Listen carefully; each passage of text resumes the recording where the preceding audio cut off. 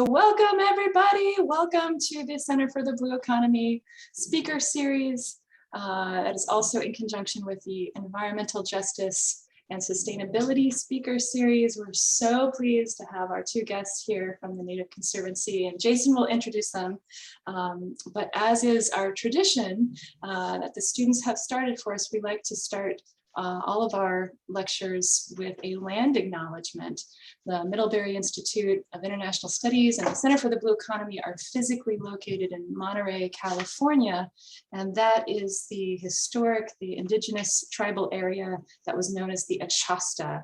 The Esselen tribal people are the people of the Monterey Bay area. They were joined pre-European contact by the Rumsen, and those two cultures with their own separate languages and cultures has sparked many different other names for this band of people.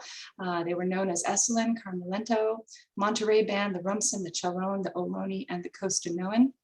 And these are the indigenous people of the Monterey County. And all enrolled members have their ancestors identified in our local missions. And we respect the tribal government and their role today.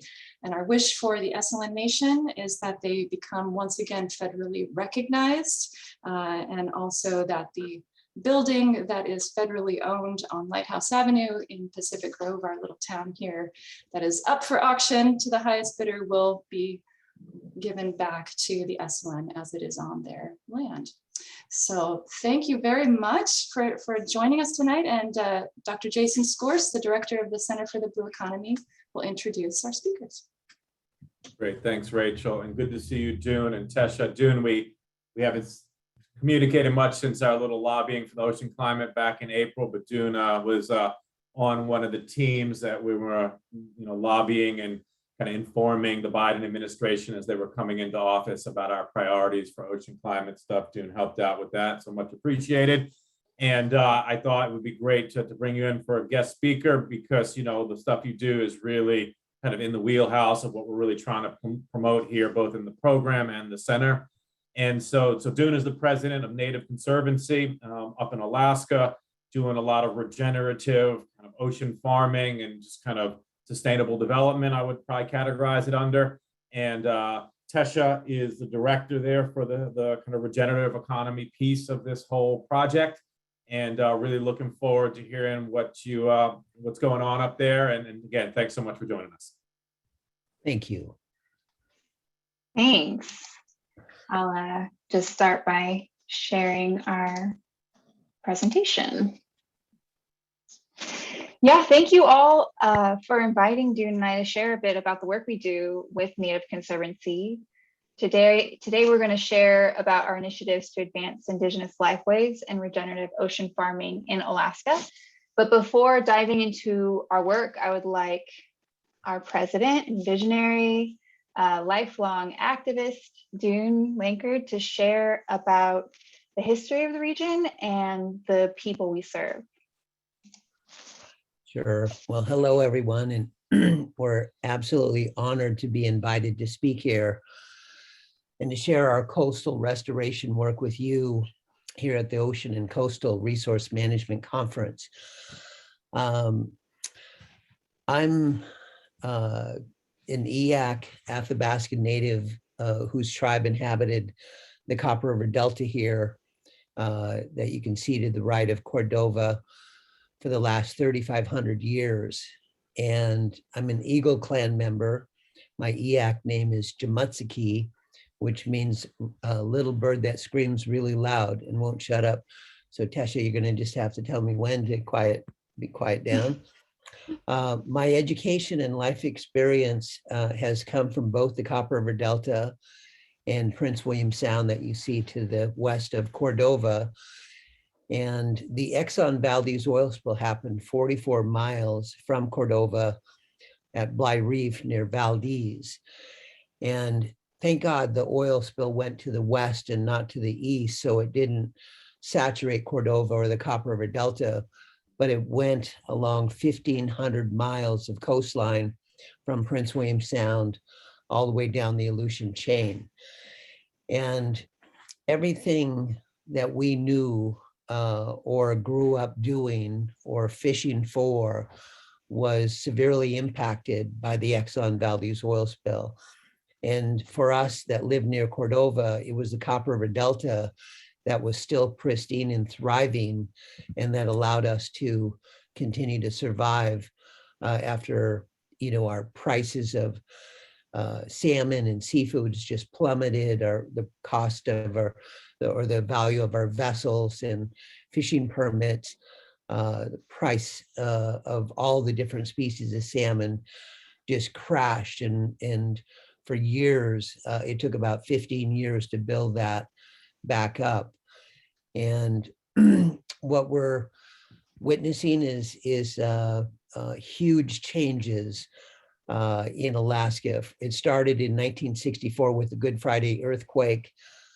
25 years later, it was followed up by the Good Friday Exxon Valdez oil spill in 1989, and then 25 years later by climate change. Next slide, please.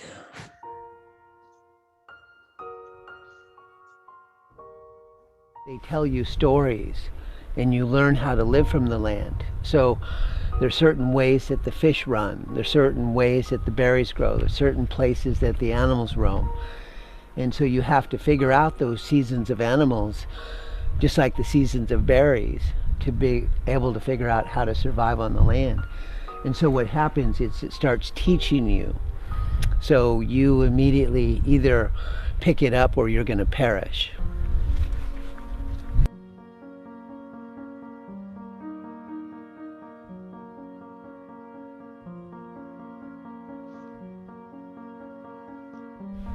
I remember my father would load up all of his EAC kids, and we'd come out here with our mama, and we would come out to the glacier, and it was, right here. So you could literally walk on the glacier. And all I've ever remembered in my whole life was hoping that whenever I got out here, that I wouldn't fall in one of the crevices or the holes, because they would go into nothingness, and they were just all just big enough for a person to fit through, and you'd never see them again. It's one of the wildest places that's left, that's still thriving. It's growing up.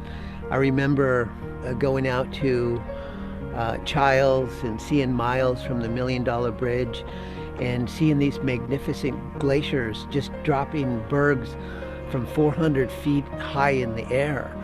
If we were to go over and take the kayak over to the face of that glacier, it might be 200, 250 feet high. Yeah.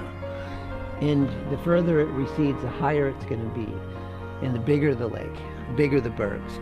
And so in Miles Lake, it was so deep in the face that bergs 4 or 5 stories high would break off and float by you, 40, 50 feet high. So with glaciers, they say that what you see is 1/10 of what's under the water. So imagine the size of that berg underneath that 4-story iceberg floating by.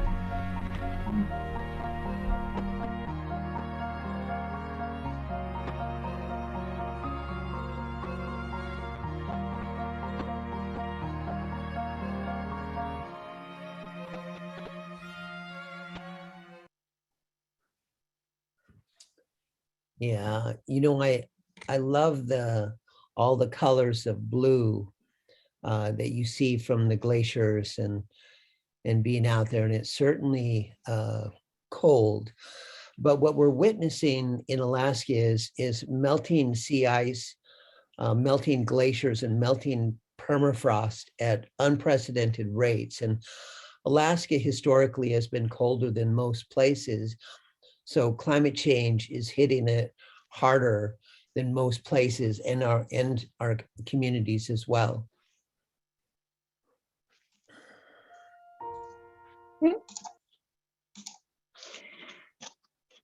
So here at Native Conservancy, we really do have the privilege of working with an inspiring team to build these resilient futures for Indigenous people that we've been dreaming about. And I thought it'd be cool to hear from the voices of one of our team members, Kelsey, in the top left to ground our talk for today. Hello, my name is Kelsey Hawley, and I'm one of Native Conservancy's Elder Subsistence Food Program Coordinators here in Cordova, Alaska.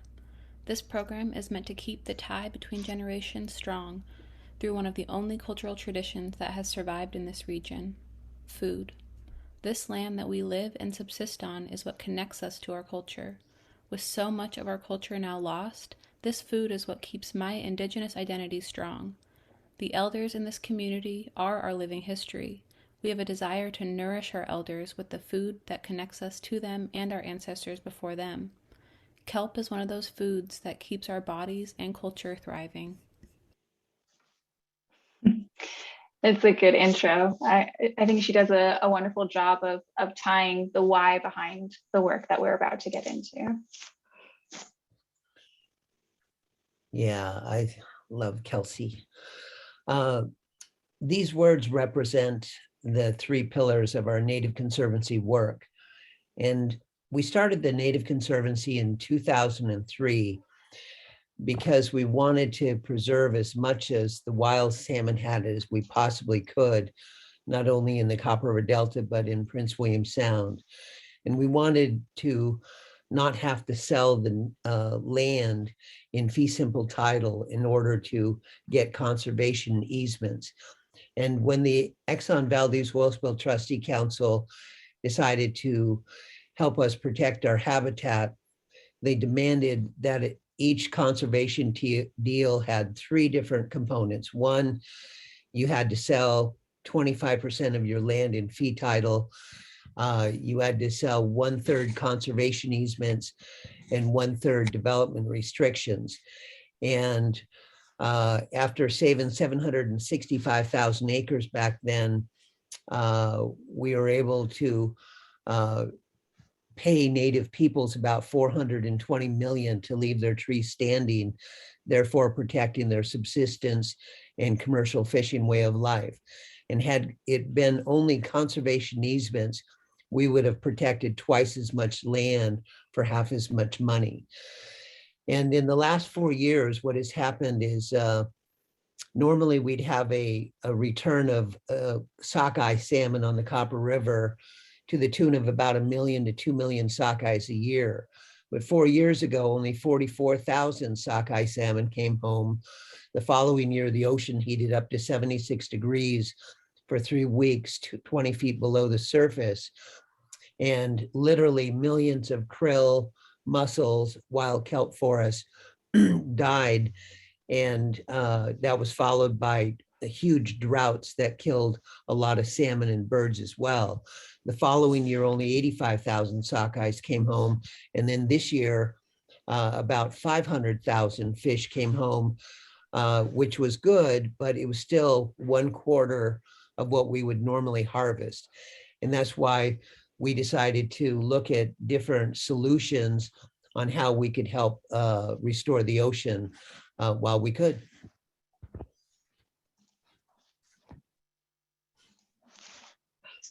So the EAC name for kelp is duh.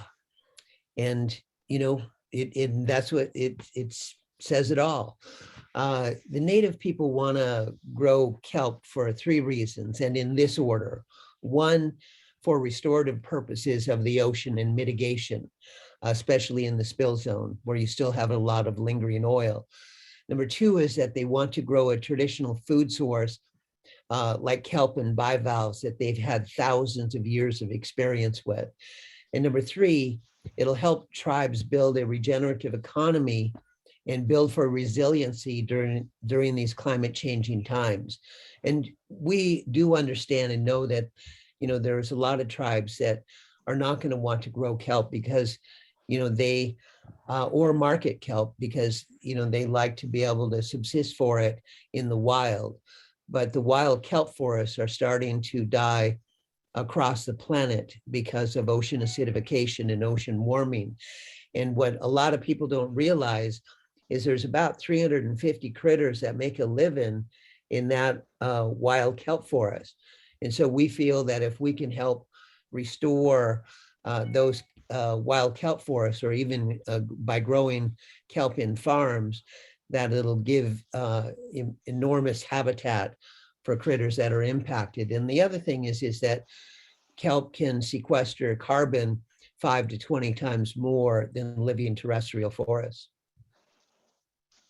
Yeah, when we were first introduced to kelp, it felt like the answer to all our hopes. So yeah, it's a traditional resource utilized by Indigenous peoples for a millennia, and still to this day. It's a vital species for ocean health and recovery, a foundation species for entire ecosystems. And now it's becoming an emerging dynamic economic industry. So it can be used in food, bioplastics, fertilizer, pharmaceuticals, and a whole lot more.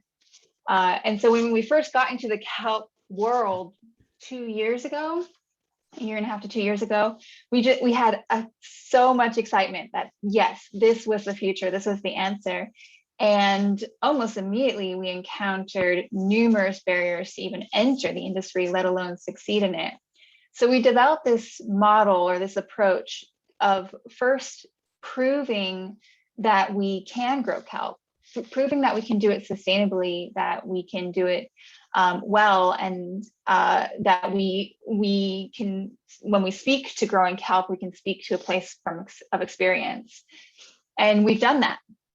In the last year and a half, we have made huge strides to advancing this agenda. So we've been tackling each barrier one by one, all with the aim to ensure equitable access and sustainability to be placed at the forefront of this emerging industry.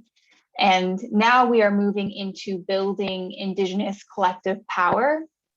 We want to develop a collaborative space to share lessons learned and best practices. We want to build buying power and market access. And we want to make sure that Native-owned businesses are centered throughout the supply chain. And next, we will aim to position our network and communities to lead restoration and long-term sustainable economic initiatives. Yeah, and when we started this, I like the thought of getting paid to watch kelp grow, and because it grows 18 to 24 inches a day, and it's the fastest growing organism on the planet. So I figured, like, how hard can this be? Well, what we realized was there's about a dozen barriers to entry that I can tell you right now. There's some Indigenous individuals and tribes that are not going to be able to overcome all of these obstacles and these barriers if they don't work together. And so, as Tesia was saying, we wanted to create this collective power and share this Indigenous knowledge because of the thousands years of history with kelp and mariculture. So we looked at everything from, how do we, start growing the seed? How do we source it and harvest it and then cultivate it and deploy it? And thank God we have Tesia, because we did everything we possibly could to kill that kelp before we got it in the water. And then she was able to successfully grow all 3 species in 1 year, the first to do that in Alaska. And then we realized that once the kelp grew, then, what do we do with it? How do we harvest it? And how do we value add it?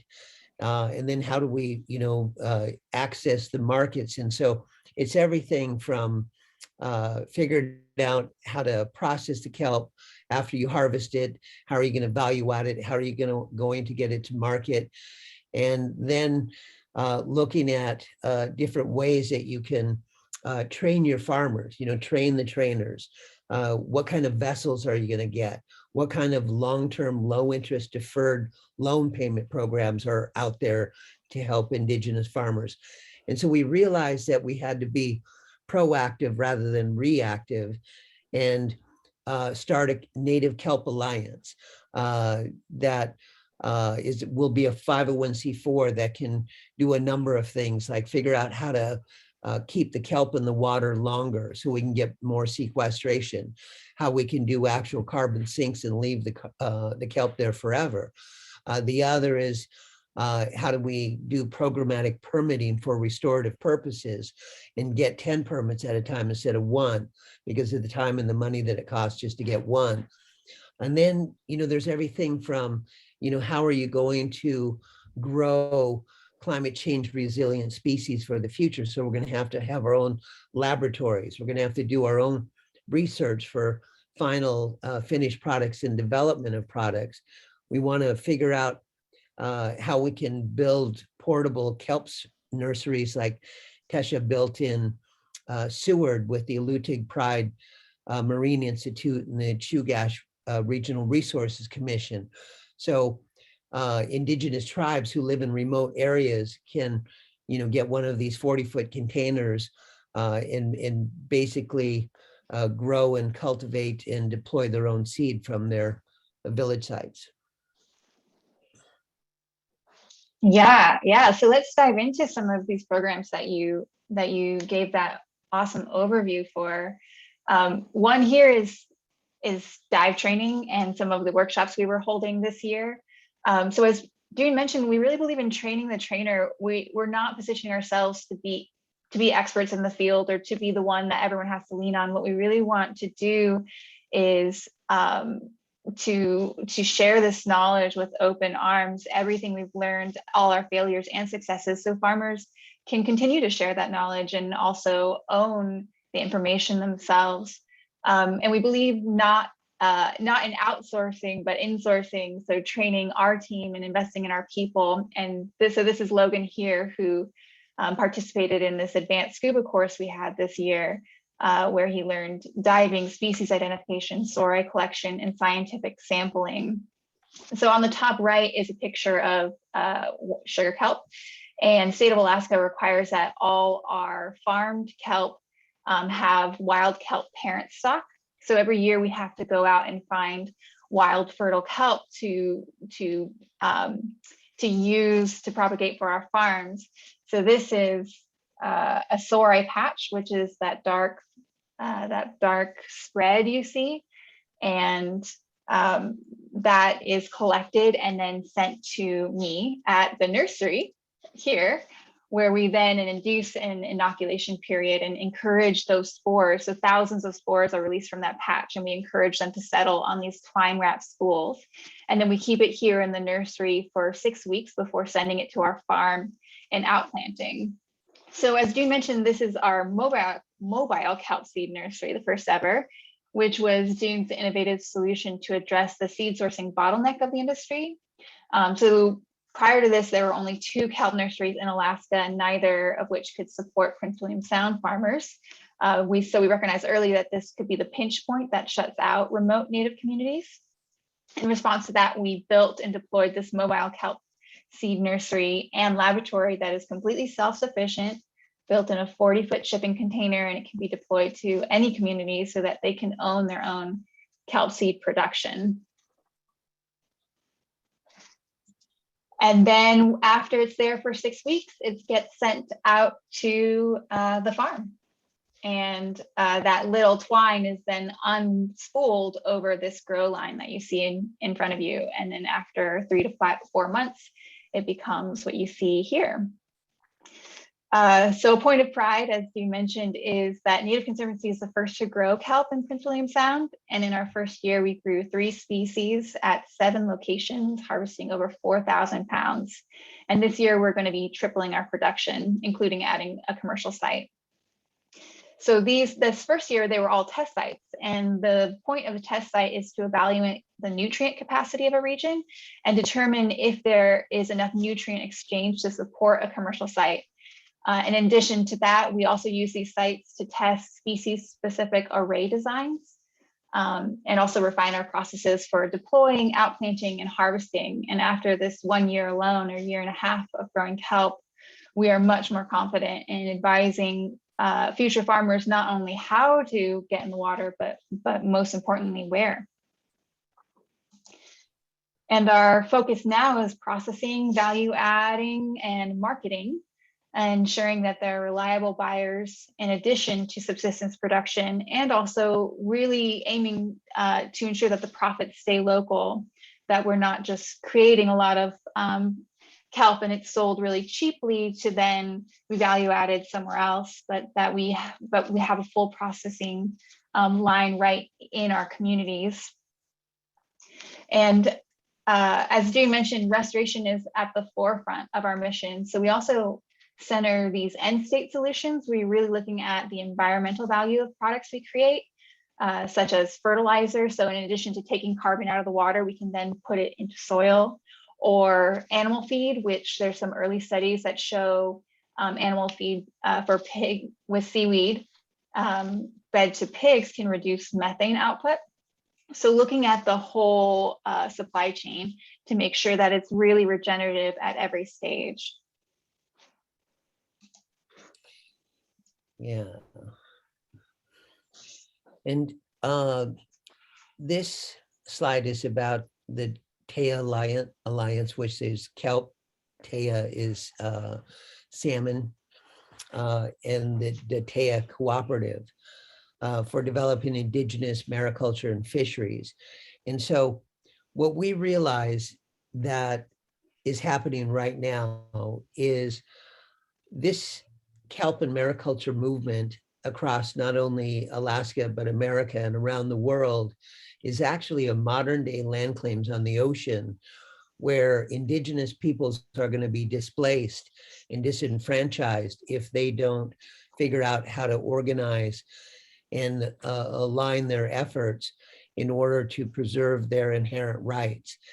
And what I see is that we have to not only be on the offense by going out there and getting kelp permits and getting kelp in the water, but we're going to have to be on the defense and also figure out how we can, like what Canada is doing, try and get a reconciliation of fishing rights, or in this case, get a new act for mariculture and aquaculture that actually respects the inherent rights of indigenous peoples and their access to their lands. So what we're hoping is that we'll have cultural easements or community development quotas that allow indigenous peoples to have the first right of refusal to choose the land in front of their villages, or at least give the blessing that it's okay for industry to roll them. But what my hope is that the indigenous communities are going to come together and realize that by starting a Native Kelp Alliance and a Native Kelp Cooperative, that they can create a destiny in a future that they can be proud of and do their part for doing something good for the ocean and the planet as well, including the people. Mm-hmm.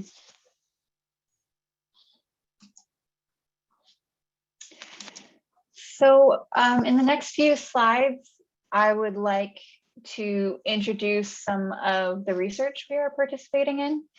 We added a research component to our work last year to ensure that not only do communities own and direct the data derived from their farms, but that the work forwards our collective mission for restoration, sovereignty, and regenerative economy.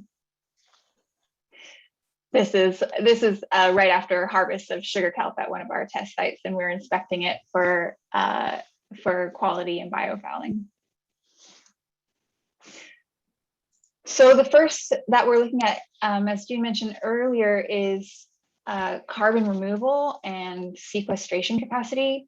So the research is still in the early stages, and what we're participating in forwarding is quantifying carbon uptake by species and developmental stage, as well as looking at those end state solutions.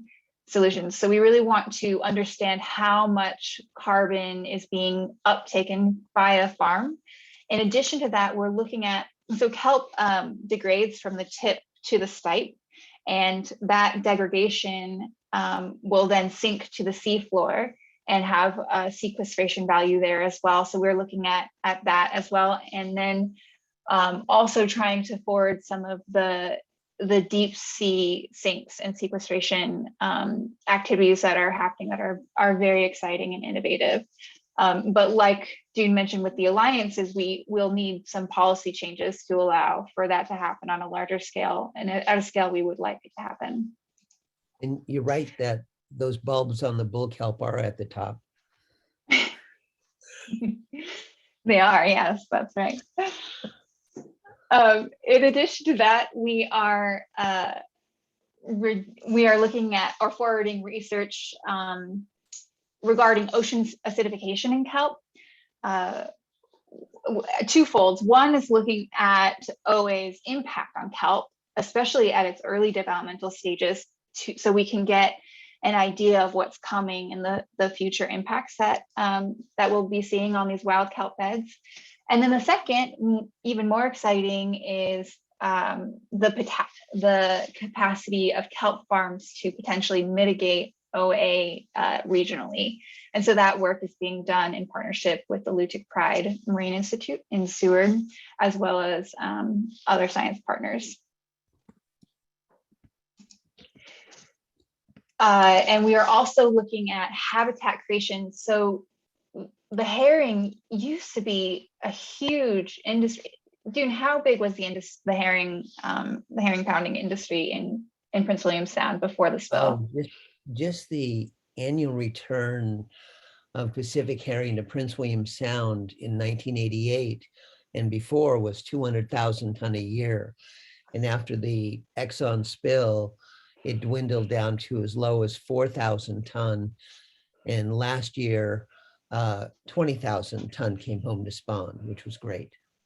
That's awesome. Yeah, but still not anywhere near pre-spill levels. And there hasn't been really active restoration work to try to encourage the herring to come back in greater numbers. So what we're really looking at are opportunities to place kelp arrays at historic spawning areas and see if we can encourage those populations to come back and spawn on our kelp. Many people say, oh, like that's a bad thing for your kelp because then you can't use it for food or other things. But for us and our mission, that would be the greatest thing ever if we could see herring spawn on our kelp and support the recovery of the herring population in Prince William Sound. This will also take changes in policy to be able to do, which we're hoping our Tesia Alliance can tackle. And then finally, on the research side of things is looking at restoration. Kelp beds are being decimated around the world and the lower coastline here in the Pacific. And while we haven't seen the level of urchin barrens or predation or other issues yet here in Alaska, it is starting. And the writing is only on the wall. I mean, we see what's happened in California with the wild kelp forests. So we really want to get ahead of this and participate in the science and research to understand how to participate in restoration efforts sustainably, to make sure that there is enough genetic diversity in restoration efforts, and to understand what would be the best thing for restoring a forest with a long-term vision in mind. So we need continued research here, we need policy changes. And a huge thing we need is active monitoring, so we know when the kelp forests are starting to be hit. And Dune, you have a great quote you'd like to share here as well, right? Yeah, a dear friend of ours. Well, I got a couple of quotes. One is from Michael Bezanson, who he started the organic food program for Whole Foods USA, and he said to us, he goes, if it's not regenerative, just don't do it. And that's absolutely true and necessary. And Michael Barber, who's another dear friend of ours, who is the executive director of the Alaska Conservation Foundation, he said, Dune, what you are doing by creating this regenerative economy through kelp is creating an industry that is based on restoration, conservation, and mitigation, unlike development of natural resources like Alaska's entire history has been based on. So to me, this is one of those 1,000 opportunities of regenerative solutions that we all need to be getting behind and supporting, because, a lot of people, they want to change the world. Well, be the change that you want to see happen in the world. And that's by taking action and just being not only an activist, but getting out and being active in the wild and doing your part to save what's left while we can, while it still matters. Mm.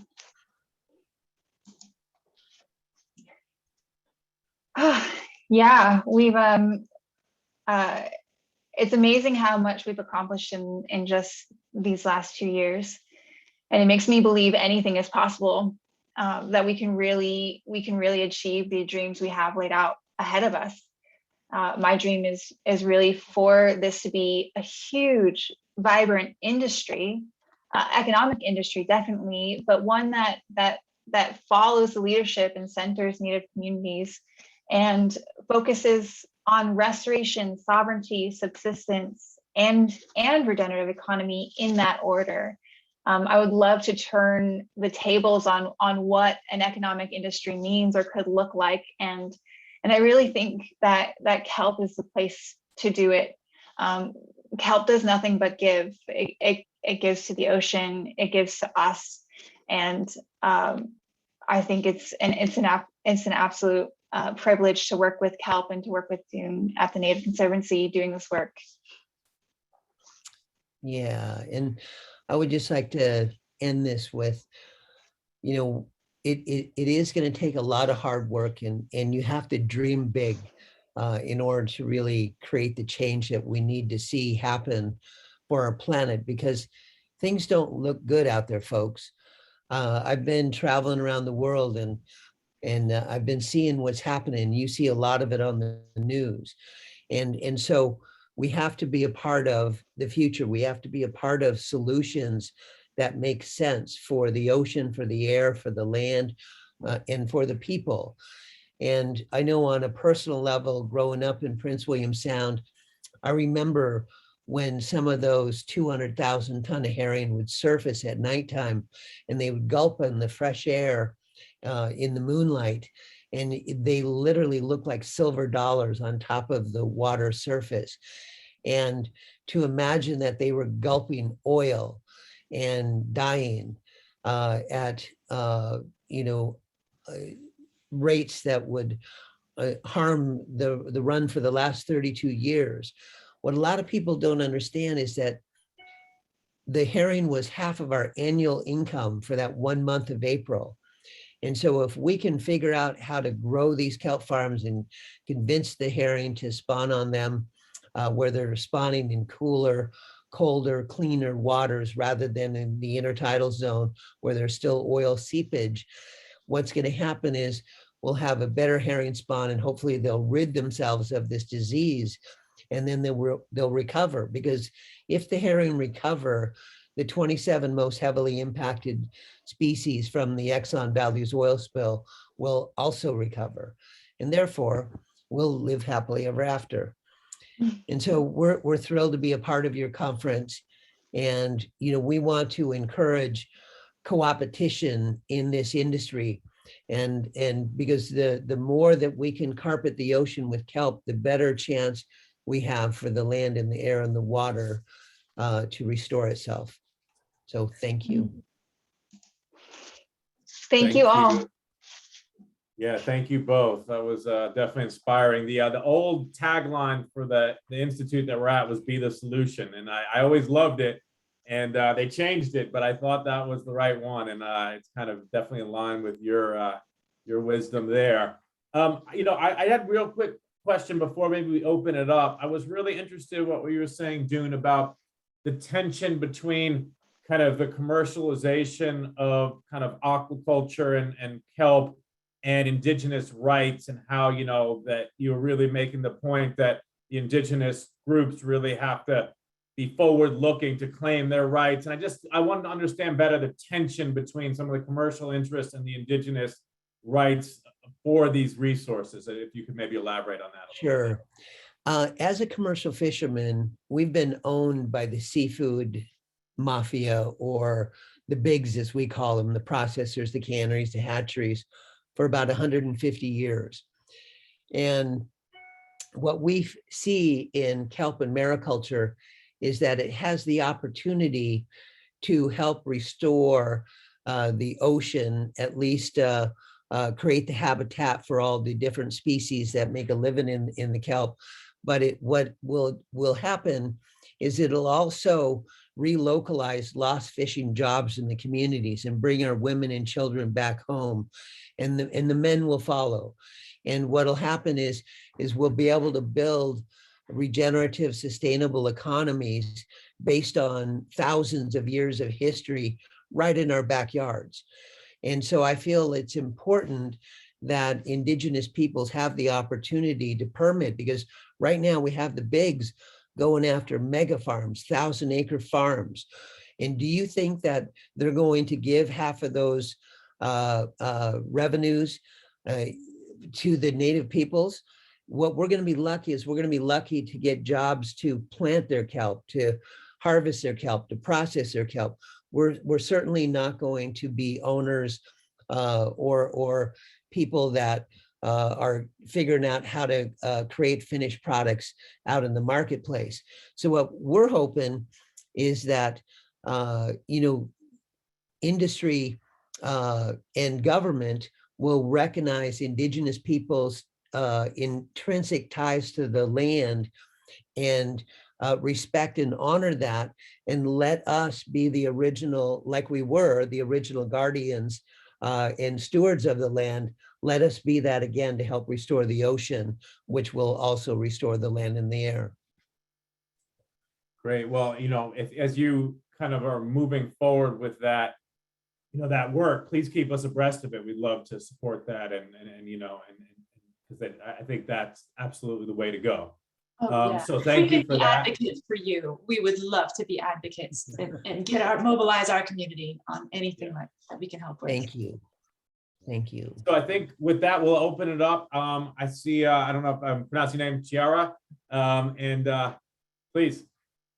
Yeah, I was out visiting a good friend's in Cake and Kikwan the other weekend. One of the elders was talking about water, just about Angsa and Anoka, and here in Southeast, just water rights and water access. And kind of on the same note as Jason, I guess I'm just curious about, in the Salish Sea, I was really interested in doing kelp projects. I had a friend, Patsy Doherty, she's from Makah. She's an incredible woman who's super passionate about the possibility for seaweed and sovereignty to kind of go together. And one of the big problems we ran into was usual and accustomed territories, and the way that UNAs and fishermen kind of territories would overlap with where the seaweed is. And it seems like in Alaska, it's almost like a win-win, like rather than that territorialness or those issues that come with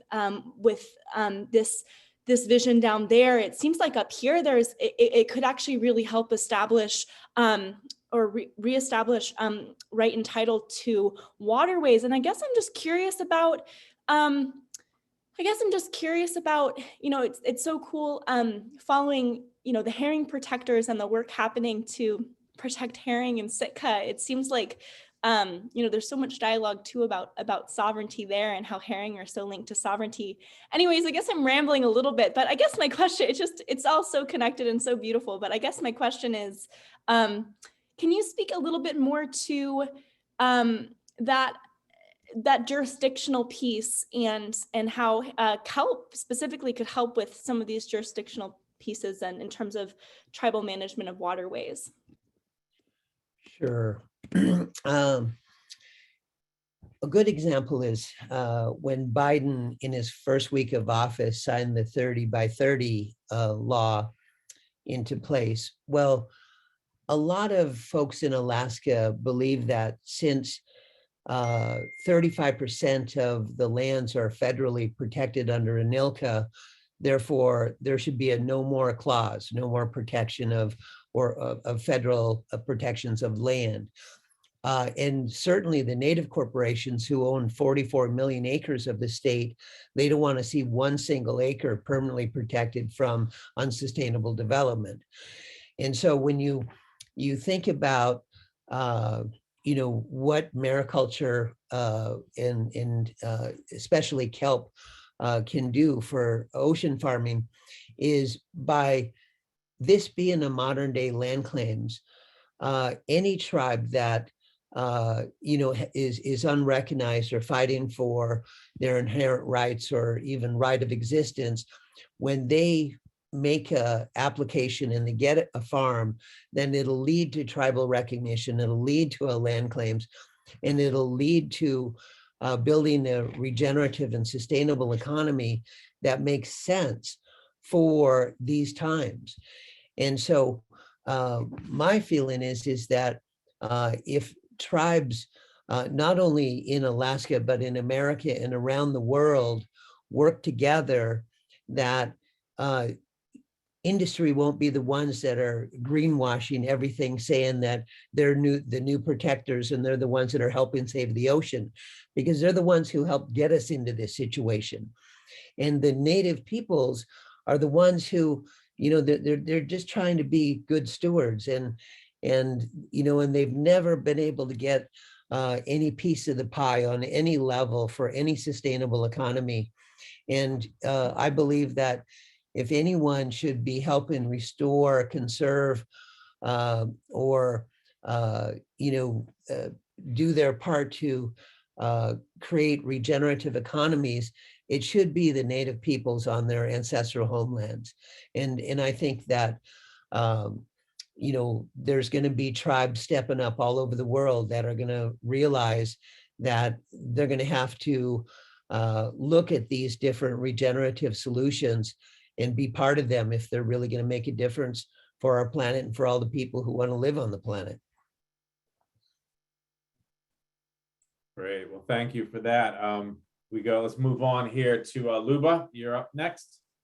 Yes, thank you so much for your presentation. So wonderful to see these threads coming together. And just a quick comment, I'm actually in Australia right now, and this issue of actually giving it's not exactly title, but rights to develop to Aboriginal groups is something that has been experimented with here at Uluru, Alice Rock, Ayers Rock, and I think there are models. I don't know if they've been tried in the US, but my question to you was on the business side. I was interested, you're doing all this R&D, which is how businesses start, social ventures.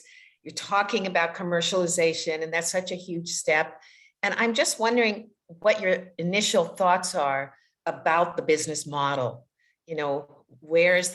How will the revenue be generated? Who's going to grow it? Do you see a franchise model? Do you see yourselves as aggregators and providing services? There are again lots of models around the world of starting small and building, and I'm just really curious how you're beginning to think about that commercialization process. Sure. And that's a really good question, and thank you for that. One of the things that we're finding is that we want to form this native kelp cooperative, because what it does is it reminds me of we have these direct marketers who have sold salmon direct to market. And out of the 540 gill netters in our fleet, about 50 of us or so over the years have direct marketed our fish in some manner, some form or manner. And what that means is that when we harvest the fish at sea, we try not to let it hit the ground and bounce all over the steel deck or the aluminum deck or the fiberglass deck and bruise themselves. We put it right into a bleed tank and rake their gills and let them swim around till they perish. And so what happens is there's no stress, they're happy, they're swimming around. And then we take them out of the bleed tank and put them into seawater with ice, which we call a champagne system.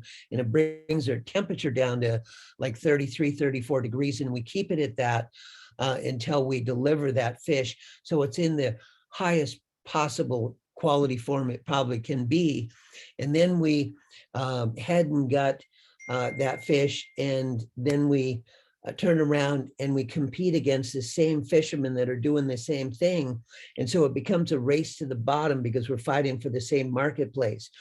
Where if we had an association or an alliance or a cooperative where everyone was working together, then we'd agree on the baseline of this is what, in the case of fish, the headed and gutted price would be. And if you want to fillet, smoke, pickle, strip, put it in package form in portion size, and then use Denba wave energy freezing technology and absolutely drive that fish to the highest quality, you'll be able to get more money and knock yourself out.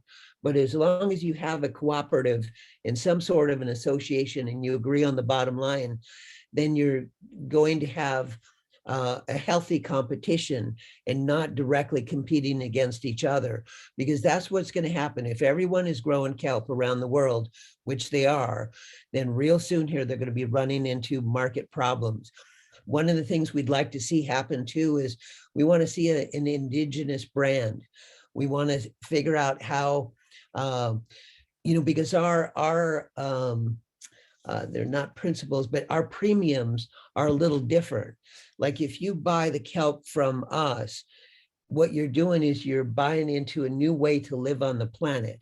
It's not just buying a better product or a tastier product or a healthier product or something that was, grown by an indigenous person. By buying our kelp from us, you're going to be actually helping conserve and restore and preserve what's left. So those premiums come at a much higher value than the cost of competing against each other for the same kelp product out on the marketplace.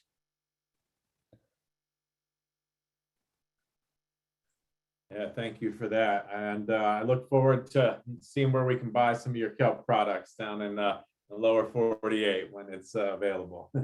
So other people here, feel free to raise your hand, unmute yourself, put your question in the chat. We have about 5-7 minutes left here. And I know you're dying to ask Tesia a question. I was wondering if you could elaborate more on your restoration projects, and specifically any work that you're doing. I don't know how, well, I guess you said there were some issues with like increasing water temperature in Alaska with kelp, but anything to kind of help the kelp be more resilient, that'd be great. Yeah, do you want to take that one, Tesia, and I'll add some? Yeah, that sounds great. So we're in the really early stages, and one of the things we're restricted by is Alaska state policy, which doesn't allow for restoration, active restoration right now.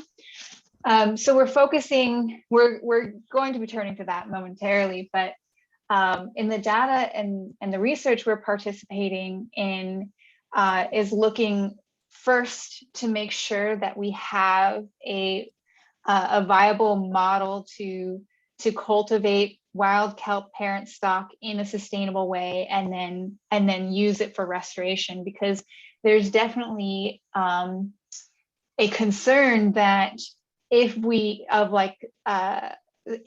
I am diving down looking for sori and I am choosing the best plants that with the healthiest sori patches, what is that going to do to future kelp forests if I then plant that out in Prince William Sound? Will I create some sort of super dominant species that then takes over all the other wild kelp beds?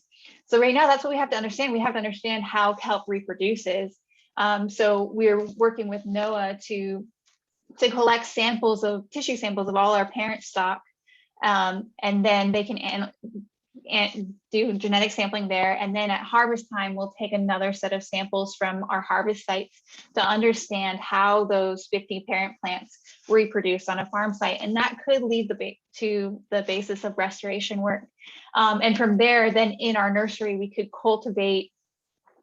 So instead of encouraging the sori to develop on, or the spores to settle on the twine wrap spools, we could encourage them to settle on pebbles, and then we could release the pebbles into into the ocean in places where the kelp beds have been decimated.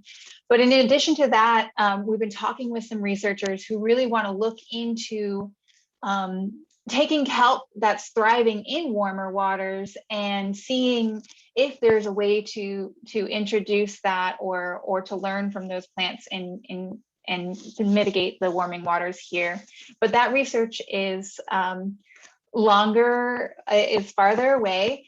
And in some ways, with macrocystis, with giant kelp, you see it happen naturally. So giant kelp is just migrating up the coastline to Alaska all on its own. And that poses different threats there because that can outcompete our local bull kelp and the like. So there's a lot more studies and research to be done, but we're very excited to participate that and forward that.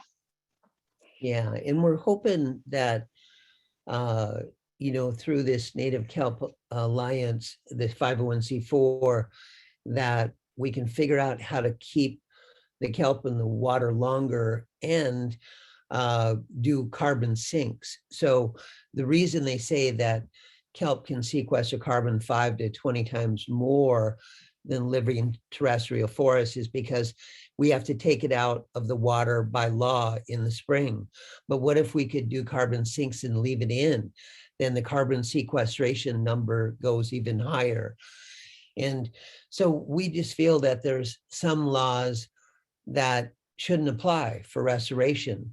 For example, if we're going to do restorative kelp, for every 1 acre of food kelp or byproduct kelp that we grow, we want to do 1 acre of restorative kelp. So we want to do direct seeding, so there's no buoys, lines, or anchors impeding different fisheries and different uses if you're able to keep the kelp in the water year round. So there's a lot of things that we're thinking about. Like one of our partners, Lutig Pride Marine Institute in Seward, is working on an ocean acidification project that Tesia spoke of, that they're testing the kelp from the time it's on her seed spools to the time that it's getting deployed and growing to see how it can actually help sequester carbon in the wild. And so real soon here, we're going to be making magic buoys and trying to get those out in the water. And maybe you can explain what those are before the next question. Oh, and you're on. Yep. Yeah, sorry. They are really cool buoys that take basically a snapshot of the water column and put that data directly online, so you can have lifetime monitoring of your site all year round. Yeah, and what's really cool is that kelp farms and mariculture farms could actually be the new water keepers of the ocean. And that data is becoming more and more important as ocean acidification, ocean warming, and ocean rise is happening. So we feel that everybody can become a water keeper and figure out how to restore what's been destroyed before it's too late. But thank you for that question. Awesome. Well, we'll go a few minutes over here. We have 2 more questions here. I think Peter and then Gabe, and then we'll wrap it up. So first, thank you so much for the presentation. I had a short but very impactful experience in Alaska, so it's really awesome to hear that the good work is continuing. My question is, I'll ask my simple question. I had 2. My simple question is, looking ahead at the next 12 to 24 months on the aspect of building an international cooperation effort, whatever it actually would look like, what do you see, what are the actual biggest barriers that you guys are already encountering, and what are you guys trying to circumvent those, given how hard it is to even form a union in a single state in America? I can't imagine the barriers internationally. Thanks again. Yeah, I'll say a little bit, and I know Tesia's dying to answer that one too, is that I think that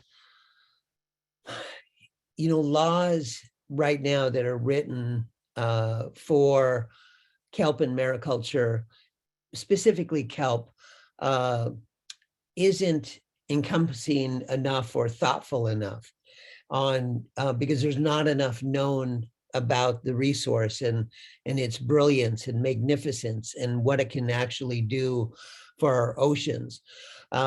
And when you take for example, when you take the kelp and turn it into a compost or a fertilizer, then you're going to get a triple whammy for the ocean, for the air, and for the land. And so what we're hoping is that indigenous peoples worldwide are going to see that, these farms are coming to a shoreline near you soon, and either you wake up and be proactive, or you're going to get rolled. And the example I use for tribes that are first hearing about the potential of kelp, I tell them, I said, okay, now imagine you're sitting in front of your cabin and you're overlooking your bay on your ancestral lands that you lived on for thousands of years. And all of a sudden you see a vessel roll into the bay, and it starts dropping anchors, buoys, and lines, and it's not you. How would you feel about that? Because that permit lasts for 10 years, and after 10, they can renew it for another 10. And they're like, oh my God, we better do something. I said, yes, you better be thinking about this and thinking about how you're going to get involved. And like when I was talking with those folks, those tribes from Canada earlier this spring, and they were talking about doing this new reconciliation of fishing rights and trying to figure out how to get a new act for mariculture and aquaculture. They want to have the first right of refusal to access their traditional lands, to get permitted, so they're the ones that are growing in front of their villages. What I don't want to see happen is us having to travel 40, 50 miles from our homelands in order to get a kelp farm in the water. And here's the thing, kelp farming is different than fishing. Fishing starts in May and ends in October. Kelping starts in October and ends in May. And so we are fishing in the darkest, coldest, roughest, stormiest weather. And so the last thing that we want to do is travel 40, 50 miles away from our home twice a month in order to harvest our kelp or monitor our kelp. So we're hoping that tribes will unify around the world and figure out how to get involved and do this sustainably and do it right. Yeah, just to add on just a quick thought to that too. I agree with everything you said. And also, I don't think we can build that international network in 12 to 24 months. And I think that's okay, actually. From what I've seen so far, like every village and every community is going to be different. They're going to have their own not only traditions and history and spirituality around seaweeds, they're also going to have different challenges that they're facing. They're going to have different ideas for those solutions. And then there's going to be some people interested in kelp farming, some people not. Some villages might just want to permit everywhere around their village so no one else can, but then not grow a single blade of kelp. And there's got to be room in our cooperative for all these players and these voices, and developing true relationships like that just takes time. And I think Native Conservancy has proved that we are willing to take that time and do that work and listen and provide space for all those different needs and respond to them, to serve as much as the kelp is serving us, while also, as Dune so brilliantly does, hold the vision for where we want to go and why, and what we believe is possible for the world if we pursue this opportunity. Awesome. All right, Gabe, why don't you wrap it up for us? Thanks, Jason, and thank you both for the wonderful talk. It feels like that was probably a really wonderful place to end, but nevertheless, I do have a question. I've been curious, Dune, earlier you alluded to microloans and lending mechanisms and financing, and I'm wondering if you could speak a little bit more to what that's looked like for the Conservancy thus far, and where you see sort of innovative, exciting opportunities on that front moving forward. Yeah. It's actually macro loans. To get a kelp farm in the water, and we are permitting 20-acre farms, costs about $75,000 to $100,000. Your actual permitting of that farm is about $15,000, because you you have an $8,000 fixed cost to the ADF&G and the DNR. And then it costs $6,000 or $7,000 for your insurance, your LLC, and then being able to figure out how to write the damn thing. And so then all of your costs of your equipment, from growing your seed, sourcing your seed, cultivating your seed, deploying your seed, then getting your lines and buoys and anchors in place, and all your snaps and everything, the crew to put it together. We realized that what we needed to do was create a structured fund that where you have I think another term for it is a blended fund. So you have a combination of, in our case, Exxon Valdez Oil Spill Trustee Council monies, you have United Nations funding, you have government funding, you have social impact investor loans, you have foundation funding, you have angel funding, but as less amount as you can.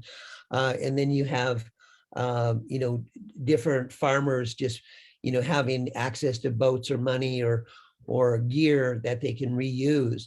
And so if you blend all that together, then you can create these long-term, low interest, deferred loan payments where the farmer doesn't actually have to start paying the loan back until the farm starts making money.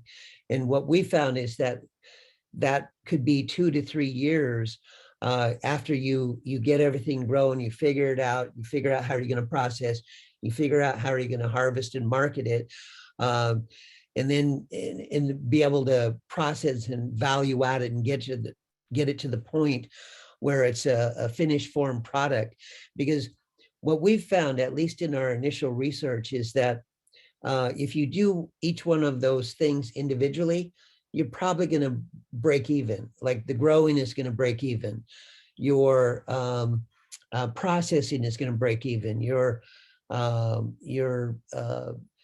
value adding may break even. But it's when you get into actually making finished products. And that's why what we're thinking is that if we can create an indigenous brand and start a cooperative and work together to look at the different market niches and then try and fill that with products that we're all working together on, by cutting those costs and reducing that overhead and maximizing whatever profit margins that we can actually make this sensible and sustainable for people to get into.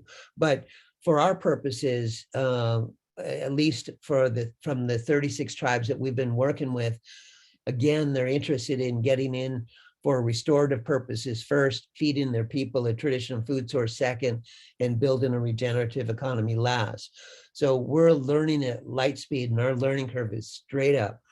And so any ideas, thoughts, wishes, blessings, ideas that you have, send them our way, and we'd be thrilled and happy to answer any and all questions and take all the ideas under serious consideration. So thank you. Hey, well, thank you, Dune and Tesia. That was really, it was a good way to kind of enter the holiday spirit here with something hopeful. And we will follow up, Luba and I, our faculty here, we'll follow up with maybe getting some of our students involved. We think we got some smart brains that could help you with this and learn a lot working with you all. So we will follow up. And again, everybody be safe, have a great holiday weekend. And again, Dune and Tesia, when you have more info on support, we'd love to use our network to support your efforts on the legal and kind of moral front. So just let us know how we can help. All righty. Thank you, Cheers, everyone. everybody. Bye-bye. Bye now.